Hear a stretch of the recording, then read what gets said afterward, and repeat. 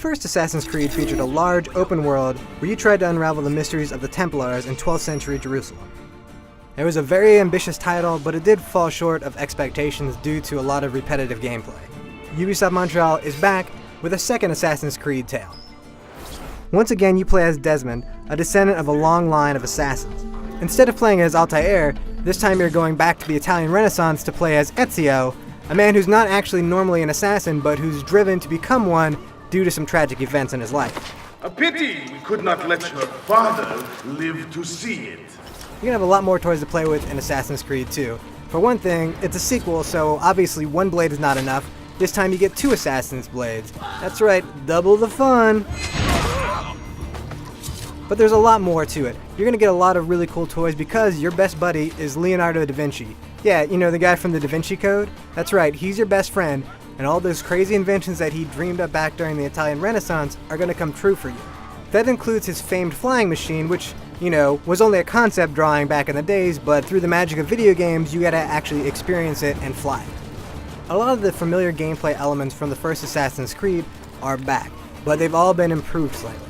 You're still gonna be able to climb up buildings, run around rooftops, but it's all gotten a little bit more complex, and it starts with the AI. Now in the first Assassin's Creed, you jump in a bale of hay, and you were fine. Now there are guys called Seekers who will actually go out and stab that bale of hay just to see if some guy's inside. The good thing is, when you're in a hiding spot, you can kill guys too. Now combat's also been upgraded. There are going to be different types of enemies, so it's not just like you're fighting the same people again and again with the same type of combat. It's going to be varied, and they're going to swarm you. Fortunately for you, you can take their weapons and use them against them. Now, you're still a stealth guy, so you don't want to actually grab like a halberd and kind of run around, you know, rooftops with it, but you can use it for a second just to stab a guy through the gut and take care of him. The best news about Assassin's Creed 2, though, is the fact that they revamped the mission structure.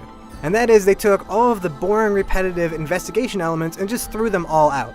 If you need to find information about where a target's going to be and when to strike them, it's just going to be a natural progression of the story. It's not going to be something where you have to sit on a bench and just eavesdrop on guys. It's going to be more action-oriented, and it's going to have a better flow to it. Enough! I yield! I yield! And we know for sure that this game is going to take place at least in Florence and in Venice. And the E3 areas were taking place in Venice. And of course, Venice is famous for its canals. So in Assassin's Creed 2, you're going to have the ability to swim. You're going to be able to get on boats. Hopefully you're going to be able to have epic gondola chases. But more importantly, because it's not set in ancient Jerusalem, the color palette of this game is far more interesting than in Assassin's Creed 1. As you can see, the E3 demo takes place during a festival. There's fireworks going off. There's lovely blues and greens and color actually in the world. And the crowds have a lot more animation and a lot more life to them. They feel more alive. They're not just walking around mindlessly from place to place. They actually have stuff to do now.